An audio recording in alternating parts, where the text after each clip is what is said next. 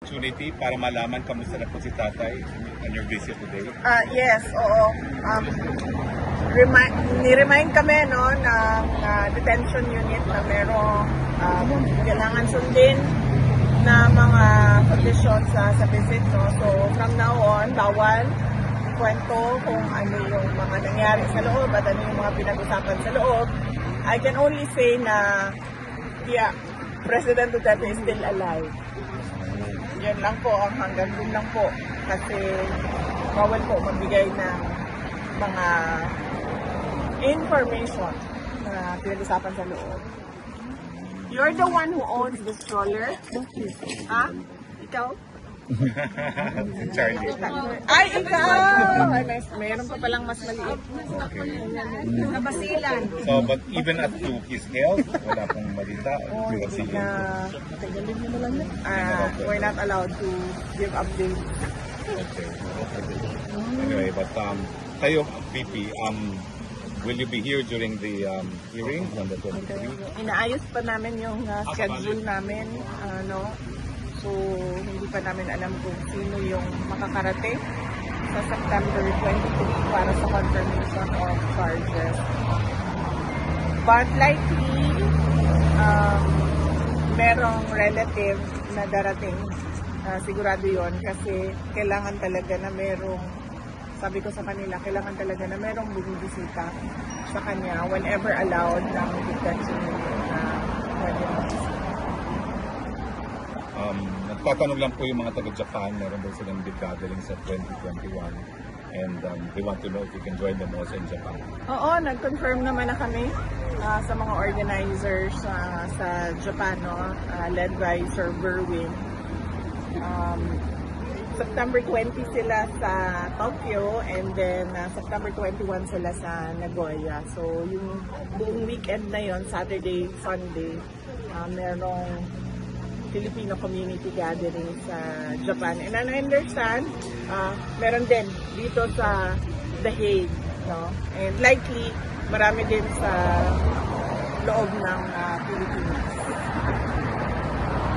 Well, on another note po, nagtuloy na yung pagdinig ng flood control program at sa Senado at nag-anunsyo na magpupuo daw ng independent fact-finding committee dito sa flood control. Your thoughts? Well, sabi ko nga lagi, too little too late yung administration. Alam naman na natin yung problema na corruption sa flood control.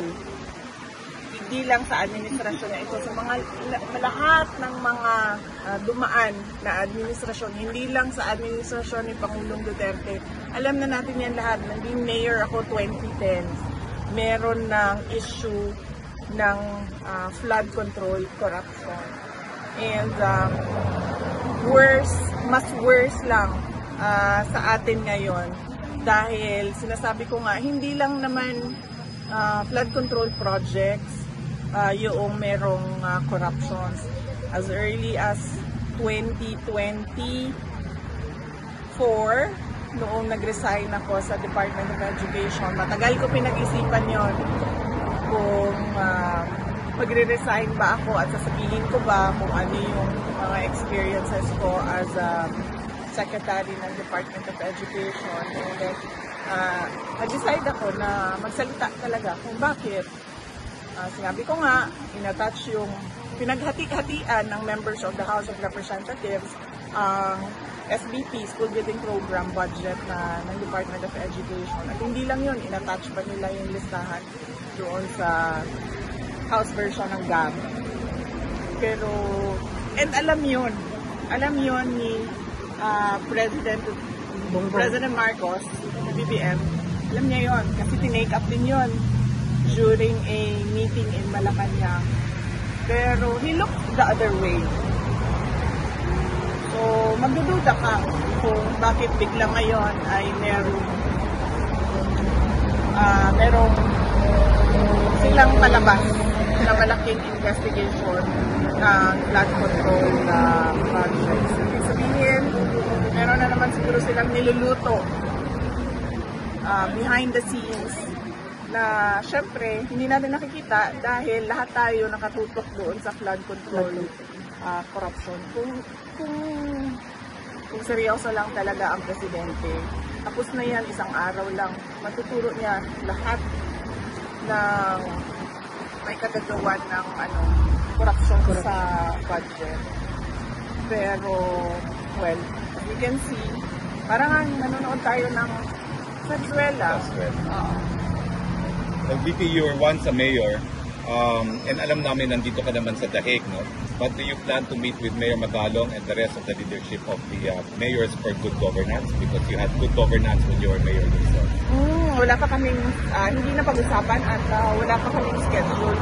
Ang immediate ko na schedule pagbalik sa Pilipinas ay sa Bicol region dahil celebration nila ng Peña Francia at merong mga small gatherings kami doon, sectoral gatherings para sa mga issues naman sa Bicol na I'm sure biktima din ng corruption ng projects sa gobyerno. May plans po kayo to meet with Mayor Lenny Robredo while in Francia? Hindi pa namin nagawa yung schedule namin, pero yes, gusto sana namin na ma-meet yung mga local government officials ng hindi lang ng Naga, ng entire Bicol region kung kakayanin ng schedule. But mainly, nandun kami to celebrate with the Bicolanos, to pray with the Bicolanos sa pinakamalaking festival nila, ang Peña Francia Festival. Okay. May questions kayo? Wala. Okay. Ma'am, do you have time for Yes. Please. Go ahead. Dito